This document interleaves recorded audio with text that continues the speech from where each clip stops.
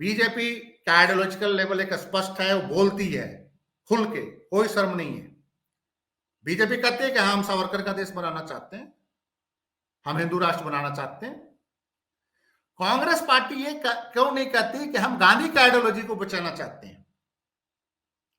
गांधी के आइडियोलॉजी को लेकर ये लगातार कंपेन क्यों नहीं करते कांग्रेस के लोग? ये राजीव गांधी तक सीमित होते हैं, उससे ऊपर नेहरू को भी याद नहीं करते, नेहरू की लेगेसी को भी नहीं करते।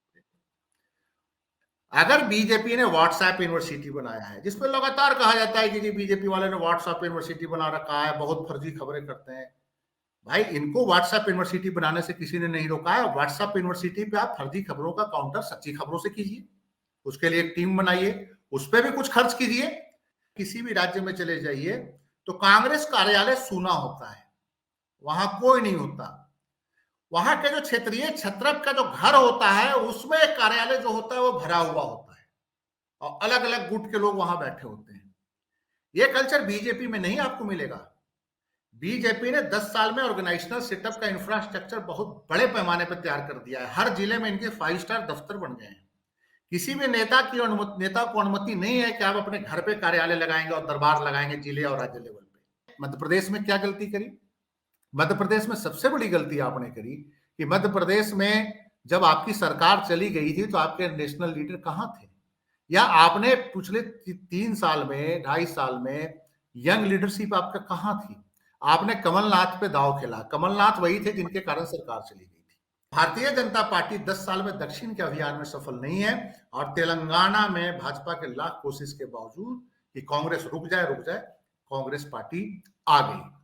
अब सवाल यह है कि आखिर कांग्रेस इतना कुछ होने के बावजूद, वेलफेयर स्कीम को लागू करने के बावजूद, सोशल जस्टिस की बात करने के बावजूद, ये मीडिया में कहा गया है कि कास्ट सेंसस का क्या फायदा हुआ जब बीजेपी जीत ही गई? तो वेलफेयर स्कीम का क्या फायदा हुआ जब बीजेपी जीत ही गई? तो मैं इस बात को मानता हूं कि निश्चित रूप से भारत कांग्रेस पार्टी के अंदर जो एक बेसिक जो ढांचे में जो एक गड़बड़ी है, उसके सुधार के लिए प्रयास नहीं किए गए। राजस्थान में भाजपा को 115 सीट मिल गई और कांग्रेस को सिर्फ 69 मिली।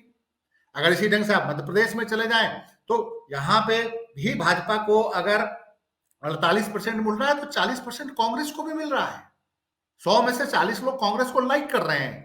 हालांकि लेकिन जब वो सीट में तब्दील होता है तो वही है, कहीं 500 हार रहे हैं, कहीं 1000 से हार रहे हैं और कहीं 20,000 से भी हार गए तो वोट काफी हो गया। तो ये मेरा ये मानना है कि यहाँ पे भी बीजेपी को बहुत ज्यादा 163 सीटें मिल गई और कांग्रेस जो है 66 पे सिमट गई। यही हाल छत्तीसगढ़ में रहा। छत्तीसगढ़ में भी क्लोज कंटेस्ट हुआ। बीजेपी को 40% वोट है और कांग्रेस को 42% वोट है। 4% का अंतर है। नियर अबाउट 72 या 73 लाख वोट मिला है भारतीय जनता पार्टी को और 68 लाख वोट करीब कांग्रेस को मिला है। 3-4 लाख वोटों का अंतर है छत्तीसगढ़ के अंदर।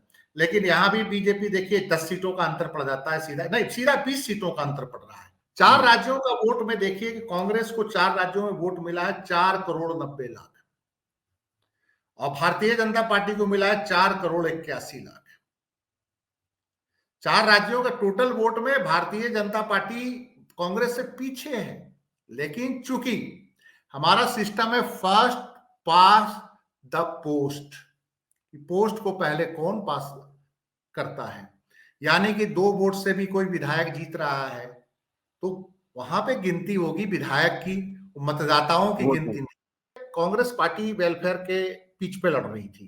राजस्थान में लड़ रही थी वेलफेयर के पिच पे, छत्तीसगढ़ में वेलफेयर के पिच पे लड़ रही थी। मध्य प्रदेश में इन्होंने इशू भ्रष्टाचार का बनाया था, लेकिन साथ में ये बागेश्वर धाम का भी दर्शन कर रहे थे जो कांग्रेस के लीडर थे और यहाँ कहीं ना कहीं बीजेपी के पिच पे खेलते हुए नजर आ रहे थे। तो मुझे ये समझते हैं कि बीजेपी के पिच पे खेलने के लिए साधु संतों के पास जाने का मतलब ये था कि भाई साधु संतों के लिए आपसे बेहतर पार्टी भाजपा है।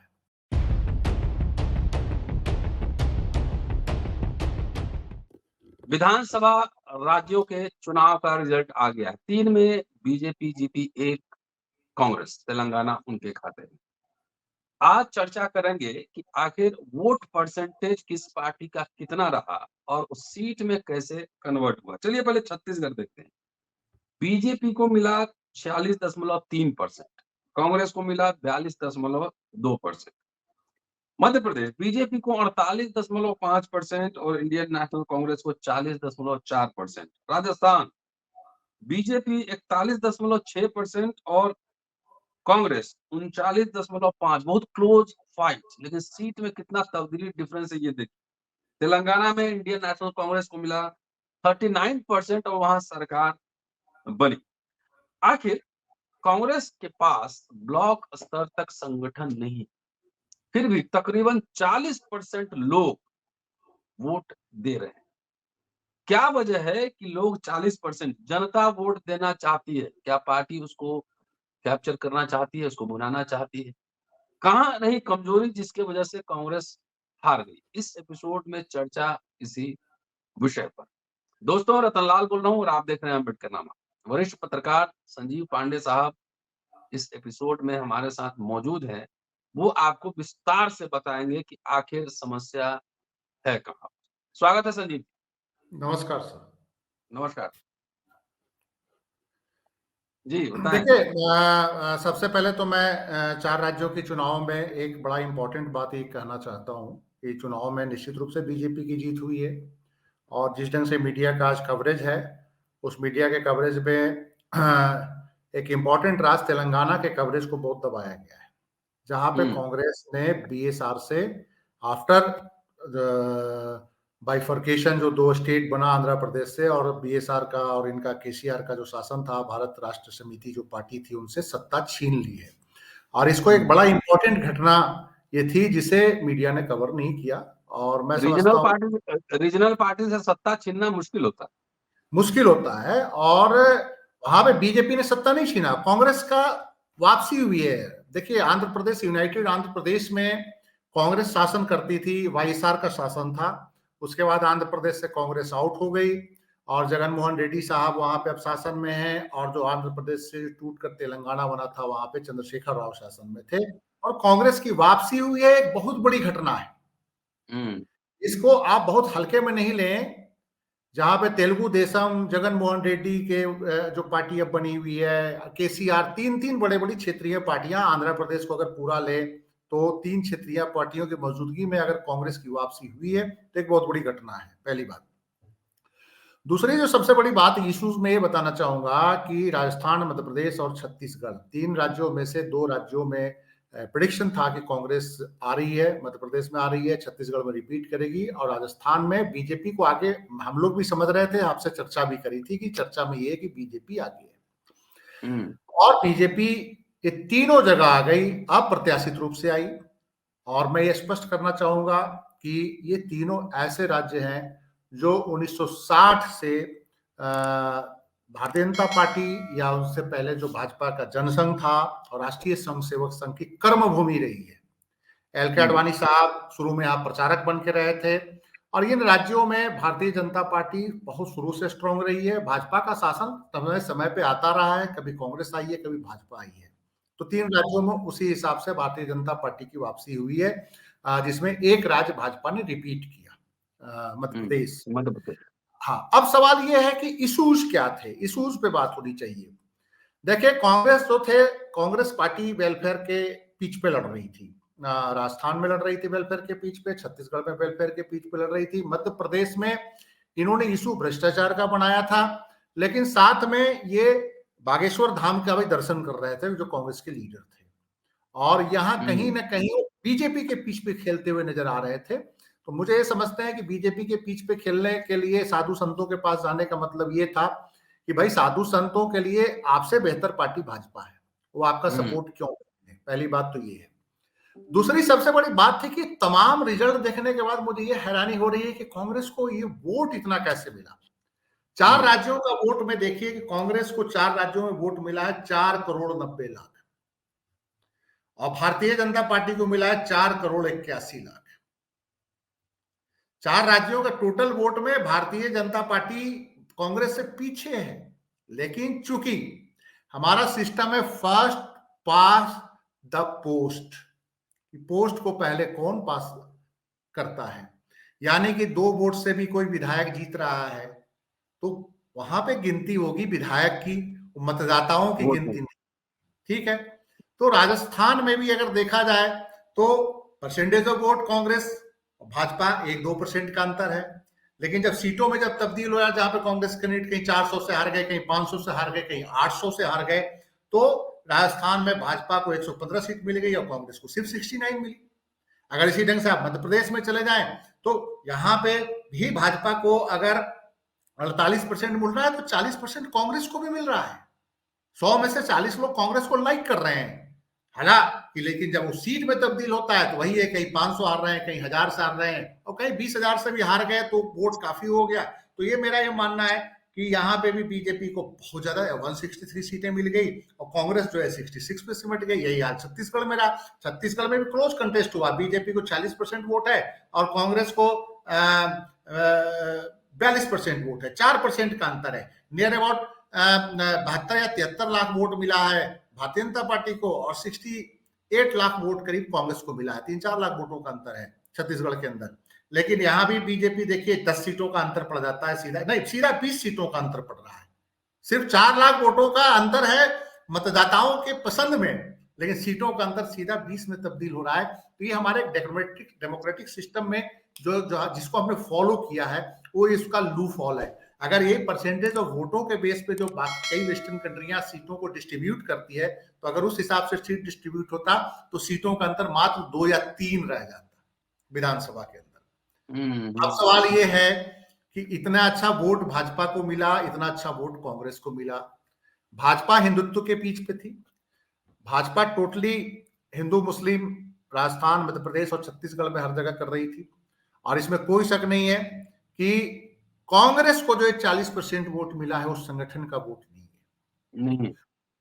या कांग्रेस का जो 40% वोट मिला है तो वो निश्चित रूप से मैं मानता हूं कि जिन राज्यों में, चाहे छत्तीसगढ़ की सरकार हो चाहे वो राजस्थान की सरकार हो, 40% लोगों ने कांग्रेस पे इसलिए विश्वास किया है कि कांग्रेस ने वेलफेयर के जो स्कीम चलाए थे, चाहे लोग कहते हैं ओल्ड पेंशन का कोई फायदा नहीं हुआ, क्यों दे दिया इन्होंने, महिलाओं को इतना वेलफेयर स्कीम देने का क्यों दिया।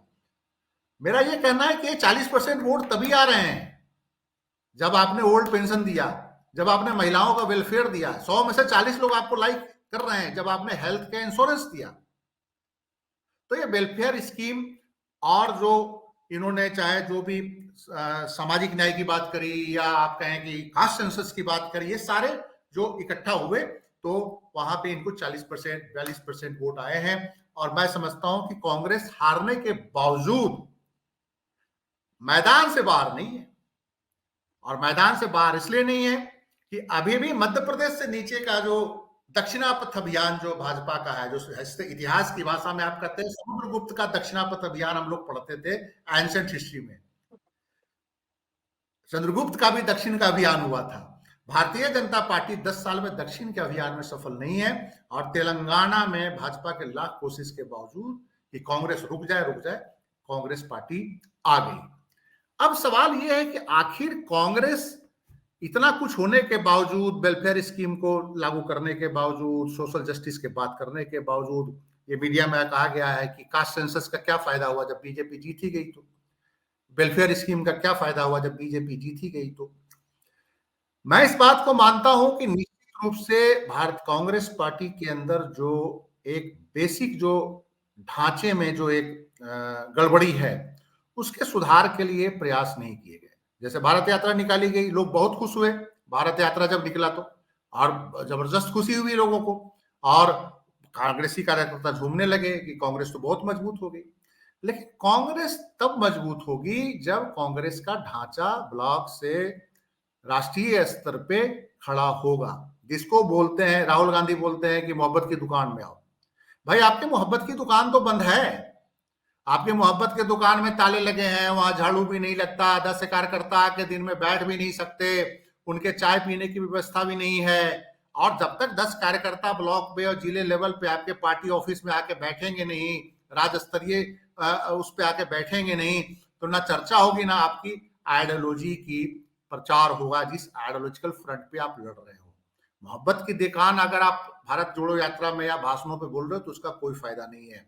कांग्रेस की जो सबसे बड़ी समस्या जो मैं देख रहा हूं कि 1 साल में अशोक गहलोत ने काम किया, 40% वोट आए, 4 साल लड़ते रहे अशोक गहलोत और सचिन पायलट। अगर ये इकट्ठे होते तो क्या रिजल्ट आता? अगर ये इकट्ठे होते तो कांग्रेस को आज 125 सीट से ऊपर आता। जातीय विभाजन हुआ, ये हुआ, वो हुआ, यही छत्तीसगढ़ में हुआ। भूपेश बघेल और टीएस सिंहदेव लड़ते रहे। और अगर ये इकट्ठे होके और सारे वेलफेयर स्कीम को इम्प्लीमेंट किए होते और सारे इशू को होते तो आज भारतीय जनता पार्टी की क्या हालत होती वहां पे। आपने मध्य प्रदेश में क्या गलती करी? मध्य प्रदेश में सबसे बड़ी गलती आपने करी कि मध्य प्रदेश में जब आपकी सरकार चली गई थी तो आपके नेशनल लीडर कहां थे? या आपने पिछले 3 साल में, 2.5 साल में यंग लीडरशिप आपका कहां थी? आपने कमलनाथ पे दांव खेला। कमलनाथ वही थे जिनके कारण सरकार चली गई थी और जिन्होंने बाद में कांग्रेस को मजबूत करने के लिए कमलनाथ ने क्या किया? क्या इसकी कोई स्क्रूटनी हुई थी मध्य प्रदेश के अंदर? और मध्य प्रदेश का परफॉर्मेंस, परसेंटेज ऑफ वोट तो कांग्रेस को फिर भी मिला है, लेकिन अगर देखा जाए तो सीट के हिसाब से सबसे बुरा परफॉर्मेंस मध्य प्रदेश में कांग्रेस का रहा है। ये जो चारों राज्यों को अगर देखेंगे तो मध्य प्रदेश में सबसे चिंताजनक बात है कि कांग्रेस ने आखिर मतलब एक थके हुए, मतलब एक तरफ शिवराज सिंह चौहान थे जो बहुत ही एनर्जेटिक थे। लाडली बहना कहते हैं कि मुझे कई पत्रकार एक चीज बता रहे थे, कह रहे थे कि आप लोग इग्नोर कर रहे हो राहुल गांधी की भीड़ को देखकर। लाडली बहना योजना में 1 से 1.25 करोड़ महिलाएं इनरोल्ड हो चुकी हैं जो इसी साल 2023 में शुरू किया था और उसके कारण बीजेपी को वोट पड़े हैं। और दूसरी सबसे बड़ी बात है कि इसको मैं राजस्थान से भी देख रहा हूं जोड़ के कि राजस्थान में भी जो बीजेपी, कांग्रेस को 40% वोट पड़े हैं, बेशक कांग्रेस हार गई हो, तो ये महिलाओं के वेलफेयर स्कीम का वोट पड़ा है। तो आपने वेलफेयर स्कीम भी लॉन्च किया, लोगों तक प्रचार भी किया।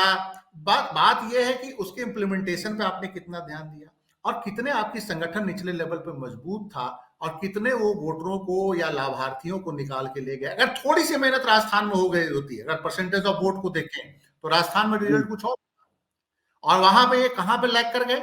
लैग ये कर गए कि संगठन को तो मजबूत हुआ नहीं। संगठन नाम की चीज तो कांग्रेस में किसी भी राज्य में कुछ नहीं है। वो तो क्या है, कांग्रेस का सिस्टम और बीजेपी के सिस्टम को जरा एक देखने वाली चीज है कि कांग्रेस में क्या होता है कि किसी भी राज्य में चले जाइए तो कांग्रेस कार्यालय सूना होता है, वहां कोई नहीं होता। वहां के जो क्षेत्रीय छत्रप का जो घर होता है उसमें कार्यालय जो होता है वो भरा हुआ होता है और अलग अलग गुट के लोग वहां बैठे होते हैं। ये कल्चर बीजेपी में नहीं आपको मिलेगा। बीजेपी ने 10 साल में ऑर्गेनाइजेशनल सेटअप का इंफ्रास्ट्रक्चर बहुत बड़े पैमाने पर तैयार कर दिया है। हर जिले में इनके 5 स्टार दफ्तर बन गए हैं। किसी भी नेता को अनुमति नहीं है कि आप अपने घर पे कार्यालय लगाएंगे और दरबार लगाएंगे जिले और राज्य लेवल पे। और हर नेता को पार्टी कार्यालय में वहां लगातार उनकी बैठकें होती रहती है, लोग मौजूद होते हैं, लोग चाय पीते होते हैं, अपना डिस्कशंस करते होते हैं अलग अलग इशूज पे, और वो उसी ढंग से चुनाव प्रक्रिया में सालों भर लगे होते हैं। फिर उनके कार्यकर्ताओं को आदेश होता है कि आप बीजेपी कार्यालय से जाइए, आरएसएस कार्यालय में भी जाइए, आरएसएस के सेवा भारती में जाइए, भारत विकास परिषद में जाइए, आप ये 50 घरों में मीटिंग कीजिए। कांग्रेस ने तो, हम एनजीओ और उसके आरएसएस के लेवल पे तो बात ही नहीं करते। कांग्रेस की जो मेन स्ट्रीम की जो पार्टी के जो ढांचा है वहां पे भी कार्यालयों में आपको लोग नहीं मिलेंगे। वहां पे कोई जाएगा तो उनको ना कोई पानी पूछने वाला है, ना कोई चाय पूछने वाला है। और तो और कांग्रेस का हालत ये भी मुझे देखने में मिलता है कि प्रदेश अध्यक्ष ये उसको ढूंढते हैं जो पार्टी कार्यालय का खर्चा उठाता है। भाई, राष्ट्रीय कोष से पार्टी कार्यालय चलना चाहिए। आप किसी भी प्रदेश के अध्यक्ष के लिए संगठन में धन पशु को ढूंढेंगे तो अपने हिसाब से ही पार्टी चलाएगा। और जिन राज्यों में कांग्रेस आउट हो चुकी है वहां पे तो उनके कार्यालयों में ताला ही लगा हुआ है। उड़ीसा जैसे राज्य में, जिलों में तो उनको कोई कार्यकर्ताओं को बैठने की जगह नहीं है। तो ये जो संगठनात्मक ढांचा को कांग्रेस को मजबूत करना होगा और आइडियोलॉजिकल लेवल पे कांग्रेस को डिसाइड करना होगा कि करना क्या चाहती है। बीजेपी का आइडियोलॉजिकल लेवल एक स्पष्ट है, वो बोलती है खुल के, कोई शर्म नहीं है। बीजेपी कहती है कि हम सावरकर का देश बनाना चाहते हैं, हम हिंदू राष्ट्र बनाना चाहते हैं। कांग्रेस पार्टी ये क्यों नहीं कहती कि हम गांधी की आइडियोलॉजी को बचाना चाहते हैं? गांधी के आइडियोलॉजी को लेकर ये लगातार कैंपेन क्यों नहीं करते कांग्रेस के लोग? ये राजीव गांधी तक सीमित होते हैं, उससे ऊपर नेहरू को भी याद नहीं करते, नेहरू की लेगेसी को भी नहीं करते। अगर बीजेपी ने व्हाट्सएप यूनिवर्सिटी बनाया है जिसपे लगातार कहा जाता है कि जी बीजेपी वाले ने व्हाट्सएप यूनिवर्सिटी बना रखा है, बहुत फर्जी खबरें करते हैं। भाई इनको व्हाट्सएप यूनिवर्सिटी बनाने से किसी ने नहीं रोका है। व्हाट्सएप यूनिवर्सिटी पे आप फर्जी खबरों का काउंटर सच्ची खबरों से कीजिए, उसके लिए एक टीम बनाइए, उस पर भी कुछ खर्च कीजिए। अब संगठन में आपने इंफ्रास्ट्रक्चर जो आपके जिले लेवल पे है। अच्छा, एक और चीज देखिए, पार्टी की इनकी दयनीय स्थिति देखिए। इतना अच्छा परफॉर्मेंस के बावजूद मैं कुछ दयनीय स्थिति बताना चाहता हूं। पार्टी अध्यक्ष स्टेटों में बना दिया, लेकिन वो पार्टी अध्यक्ष 6 महीने 8 महीने से जिला संगठन को नहीं बना पा रहा है। कि अलग अलग उदाहरण देना चाहता हूं, हरियाणा में जो प्रदेश अध्यक्ष हैं वो 6-8 महीने 10 साल भर शायद पहले बन गए हैं, लेकिन वो डिस्ट्रिक्ट कमेटी आज तक नहीं बना पाए, क्योंकि हरियाणा में कांग्रेस के 4 गुट हैं और हर गुट के लोगों को सहमति के बिना वो घोषित नहीं हो सकता।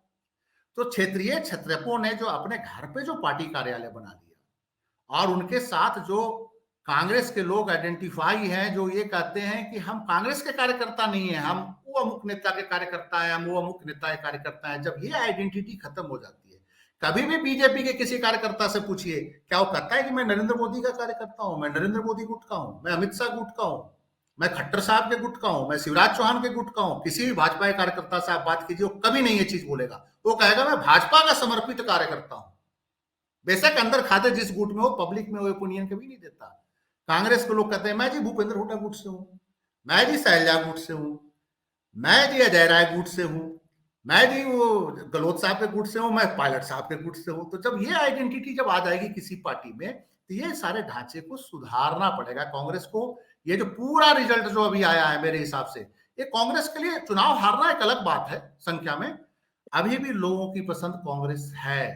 लोग कांग्रेस की विचारधारा से सहमत हैं। कांग्रेस के कांग्रेस के इसीलिए तो इतना कुछ नहीं होने के बावजूद 40% लोगों ने वोट दिया। वोट दिया है। हाँ, वोट दिया है। और आप मान के चलिए कि निश्चित रूप से कांग्रेस की घोषणाओं से लोग सहमत हैं। जो कांग्रेस पार्टी ने जो वेलफेयर स्कीम दी है, उससे लोगों ने सहमति जताई है। प्योर हिंदू मुस्लिम लोग नहीं गए। संजीव जी, ऑर्गेनाइजेशन में ऑफिस का बहुत इंपॉर्टेंट रोल होता है जी बाबा साहब ने तो इमारत फंड के लिए 14 साल चंदे इकट्ठे किए थे कि जहाँ पे हम बैठेंगे, बातचीत करेंगे। जी अगर जो वेलफेयर स्कीम मान लिया कि राजस्थान या छत्तीसगढ़ में जो लागू किए गए, अगर पार्टी ऑफिस एक्टिव रहती तो गांव-गांव जाके लोगों को बताती ना, उसको कन्विंस करती। और 2-4% वोट इधर-उधर ही तो होना था बस। 2-3 राजस्थान में तो 0.5% वोट खाली शिफ्ट होना था, सरकार आ जाती। आपकी बात इतनी सही है कि मैं इसको उदाहरण के साथ समझा देता हूं। आपने बात तो सारी बोल दी, मैं उदाहरण के साथ समझाता हूं कि गहलोत साहब को 5 दिन प्रचार करना पड़ा अखबारों में कि हमने ये चीज दिया। अगर ये पार्टी सा अगर संगठन जिला लेवल पे जो आपने बात कही हर जगह वो होता, तो वो कार्यकर्ता एक एक घर को आइडेंटिफाई कर लेते और एक एक घर के आइडेंटिफाई करके लाभार्थियों को बूथ तक ले जाते। अखबारों में विज्ञापन देने की जरूरत नहीं पड़ती। पहली बात जो इन्होंने दिया, करोड़ों रुपए के विज्ञापन दिए। और एक चीज देखिए, बीजेपी के लोग 5 किलो राशन बांटते हैं, मोदी साहब का फोटो उस पे लगा देते हैं, क्या कहा जाता है, बैग पे, और उसके बाद हर लाभार्थी की लिस्ट आरएसएस से लेके बीजेपी के सारे संगठन के जितने लोग हैं उनके पास होता है। और चुनाव से पहले वो एक एक घर में अप्रोच करते हैं। और इसका मैं एक उदाहरण देना चाहता हूं। मैं उस जगह पार्लियामेंट्री कंस्टिट्यूंसी का नाम नहीं लूंगा, चूंकि मेरे दोस्त हैं और वो भारत विकास परिषद से संबंधित एक मैं घटना बता रहा हूं कि कभी कभार मैं भी वहां पे नॉर्मल ब्लड टेस्ट कराने चला जाता हूं अपना। तो चुनाव था, चुनाव के दौरान मैंने देखा कि वहां पे पूरी मरीजों की एक लिस्ट निकल रही थी, जितने लोग वहां टेस्ट कराने आते थे, नॉर्मल ब्लड टेस्ट कराने आते थे। और वो ब्लड टेस्ट कराने के बाद मैं देखा कि वहां पे जो एक थे वो एक भाजपा के नेता वहां मौजूद थे, तो उनको पकड़ा रहे थे। तो मैं हैरान हो गया, मैंने पूछ ही दिया, मेरे दोस्त थे वो, मैं कहा कि ये क्या कर रहे हैं? कहता यार हमारे यहाँ जितने भी 10-12 सालों में जितने भी चंडीगढ़ के जो लोकल लोग हैं उनका मैं सारी लिस्ट देख रहा हूँ, क्या है कैसे हैं और ये कहाँ रहते हैं क्या रहते हैं, जो हमारी सेवाओं का लाभ ले रहे हैं। क्योंकि भारत विकास परिषद सब्सिडी पे टेस्ट करता है, निश्चित रूप से बहुत सस्ता टेस्ट करता है मार्केट के मुकाबले, जो इनका संगठन है। तो वो लिस्ट दे रहे थे और वो लिस्ट में जो नियमित रूप से वहां आते थे हेल्थ चेकअप के लिए, उसके आप देखिए कि वो लिस्ट देख के उनको कहा जा रहा था कि इन घरों में संपर्क करिए, ये हम लोग जो है हम लोग के पास ही आते रहे हैं। तो ये तो बीजेपी और आरएसएस तो इस लेवल पे, माइक्रो लेवल पे काम करते हैं। और इन्होंने इतना 500 रुपए का गैस सिलेंडर भी बांट दिया, और इन्होंने क्या कहा जाता है कि महिलाओं को फ्री बस भी दिया।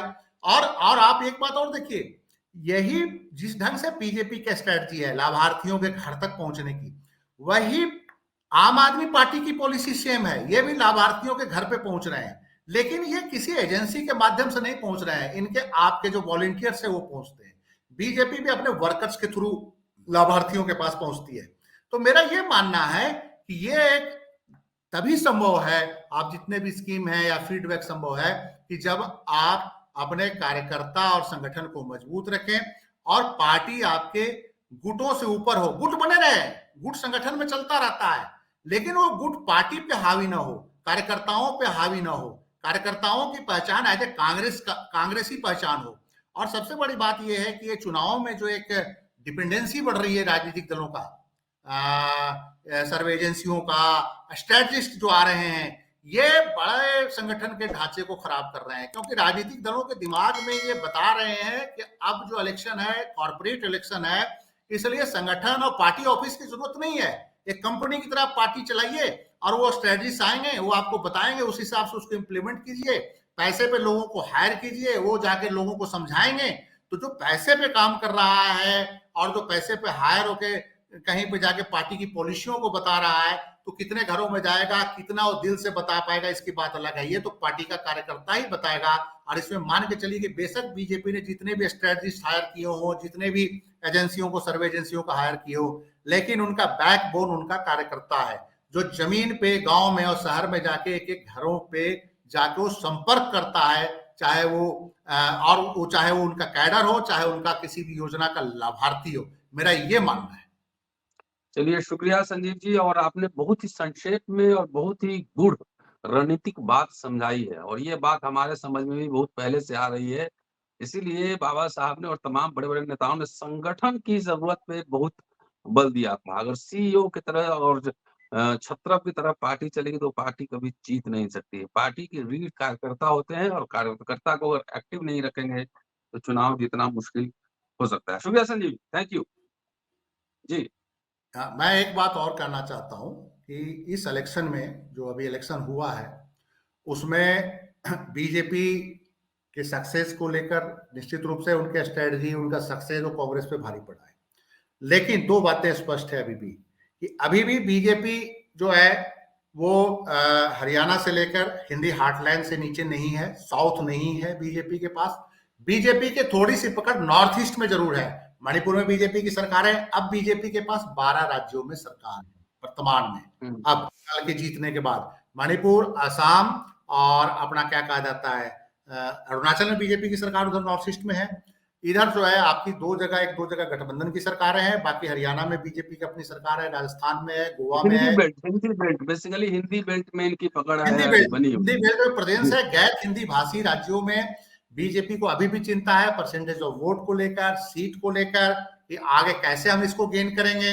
तो ये कम से कम एक चीज और भी अब होनी चाहिए, जो कांग्रेस के लेवल पर होनी चाहिए। देखिए, इंडिया गठबंधन बना था, लोगों को बहुत उत्साह था कि इंडिया गठबंधन बन रहा है, लोग खड़े होंगे और एक वो बोले, लेकिन बीच में इंडिया गठबंधन पिछले 2-2.5 महीने से ठंडा रहा। अब ये किसके कारण ठंडा रहा, हम तो अंदर की उतनी बात नहीं जानते, लेकिन इतनी बातें जरूर है कि कांग्रेस को अगर ये 4 राज्यों में जो कैंपेन चल रहा था, अगर इंडिया गठबंधन के ही 2-4 ज्वाइंट कार्यक्रम किए होते तो जनता के बीच एक मैसेज था, चाहे तेलंगाना हो, चाहे मध्य प्रदेश हो, चाहे छत्तीसगढ़ हो, चाहे वो राजस्थान हो, अगर इंडिया गठबंधन के कुछ लीडरों को बुला के रैलियां की जाती।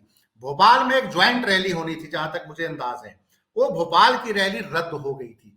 तो मेरा ये मानना है कि इस तरह के अभी जब आप लोग बीजेपी जैसे मजबूत पार्टियों से लड़ने के लिए इकट्ठा भी नहीं हो रहे हो, इकट्ठा होते हो तो किसी छोटे छोटे मुद्दे पे आप लोग वो हो जाते हो। जैसे उत्तर प्रदेश में अखिलेश यादव ने मध्य प्रदेश में कुछ सीटें मांगी थी। अब कहने के लिए तो अलग अलग तर्क आते हैं। कुछ लोग कहते हैं यार अखिलेश यादव को अगर कांग्रेस 7-8 सीटें दी जाती तो वो 7-8 विधायक अगर जीत भी जाते तो क्या करते हो, तो भाजपा के पाले में चले जाते हैं, मार्जिन पे होते हैं, छोटी पार्टियों वाले बिक जाते हैं। ये कांग्रेस तो कोई बात नहीं, वो कोई बात नहीं, मैसेज तो लेकिन चला जाता है, मैसेज तो जाता है। लेकिन कुछ लोग ये भी कहते हैं कि कांग्रेस के ही कुछ लोगों ने जो बीजेपी से मिले हुए थे, उन्होंने इस गठबंधन को सबॉटेज करने की कोशिश किया और सबॉटेज हो गया। तो ये जी। दो मतलब कि दो तरह की बातें हैं, दो में से एक बात तो सच होगी ही ना।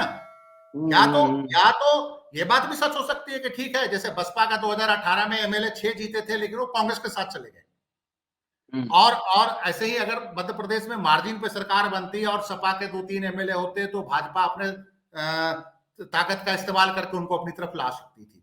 देखिए ऐसे एप्रीहेंशन होते हैं, लेकिन ऐसे एप्रीहेंशन के लिए सेक्रीफाइस किया जाता है, लार्जर जाहिर, इंटरेस्ट, फ्यूचर के जाहिर, लिए सेक्रीफाइस करते हैं। एप्रीहेंशन में हम कोई ऐसा कदम ना उठाएं जिससे कि बाद में नुकसान हो, वो बाद की बात थी। तो मेरा ये मानना है, अच्छा एक चीज और है भी, वो थोड़ा सा ये भी वो कर लें कि आम आदमी पार्टी ने चारों स्टेट के चुनाव लड़े थे, ये चर्चा बहुत जरूरी है। चारों स्टेटों में आम आदमी पार्टी का बहुत ही पुअर परफॉर्मेंस रहा है। कुछ जगह पे तो 0.5 से भी नीचे है, 1% से नीचे नीचे ही है हर जगह, छत्तीसगढ़, मध्य प्रदेश, जी, राजस्थान। और बहुजन समाज पार्टी चारों राज्यों में लड़ी थी। बहुजन समाज पार्टी को राजस्थान में 2 सीटें मिली हैं, पहले इनकी 6 सीटें थी, इस बार 2 विधायक जीत के आए हैं। और बहुजन समाज पार्टी की चर्चा जरूरी होती है, नहीं तो कहेंगे कि बसपा की चर्चा ही नहीं करते। 2 सीटें बहुजन समाज पार्टी को आई है और इनको राजस्थान में 2% वोट आया है। मध्य प्रदेश में भी इनको मध्य प्रदेश में इनका वोट परसेंटेज अच्छा है, मेरे हिसाब से, मैंने आज नोट किया था अभी, मध्य प्रदेश में इनको 3.4% वोट आया है और ये मैं समझता हूं कि एक अच्छा परसेंटेज ऑफ वोट है मध्य प्रदेश के अंदर। तेलंगाना में 1.5% इनको वोट आया है और छत्तीसगढ़ में भी इनको 2% वोट आया है। बेशक इनको सीट छत्तीसगढ़ में नहीं मिली, मध्य प्रदेश में नहीं मिली, लेकिन 2% वोट छत्तीसगढ़ में मिला है। तो जी, आपसे बेहतर परफॉर्मेंस बहुजन समाज पार्टी का इन राज्यों में है, मेरा ये मानना है। और मैं एक बहुत छोटी पार्टी का नाम लेना चाहता हूं, जो छोटे छोटे लोगों की हम चर्चा नहीं करते। एक ट्राइबलों की पार्टी थी, ट्राइबल भारतीय पार्टी, ट्राइबल पार्टी ऐसी थी, वो राजस्थान में 3 सीट जीतने में 3 कामयाब सीट, हुई है, आदिवासी बेल्ट में। ठीक है, ये नई कोई पार्टी गठित हुई थी। एक तो और पहले भी एक और ट्राइबल पार्टी थी, उसको 1 सीट भी नहीं मिला है। एक नई कोई ट्राइबल पार्टी बनी थी, ये 3 सीट जीते हैं राजस्थान में और 1 सीट मध्य प्रदेश में जीते हैं, मध्य प्रदेश के जनजातीय क्षेत्रों में। और एक और मैं दिलचस्प घटना बताता हूं, इस पार्टी ने कांग्रेस से गठबंधन का ऑफर किया था। इस पार्टी के एक चलिए, सक्रिय ने मुझे बताया, और चलिए, सुनिए, कांग्रेस ने उनको रिजेक्ट कर दिया, कहा no no no no no, कोई आपके लिए जगह नहीं है। जब इलेक्शन का थोड़ा सा समय नजदीक आया तो कांग्रेस पार्टी को जब ये लगा कि ये पार्टी के कुछ रिपोर्ट इनके पास सीआईडी की आई या जो भी एजेंसियों की आई, तो कांग्रेस ही अलर्ट हुए और गहलोत साहब ने उनको मैसेज भेजा कि आप से अब क्या कोई एडजस्टमेंट हो सकता है सीटों पे। तो उन्होंने मना कर दिया, कहा अब देर हो चुकी है, अब हमारे लोग खड़े हो चुके हैं, तो हम नहीं अब उनको मना सकते। चलिए, अगर इस पार्टी से भी गठबंधन होता तो जैसे मध्य प्रदेश में समाजवादी पार्टी यहाँ पे, अहंकार, अहंकार, अहंकार और उनके अंदर दक्षिणपंथी ये सब ले डूबते हैं। शुक्रिया संजय जी, जल्दी मिलते नमस्कार। हैं। नमस्कार।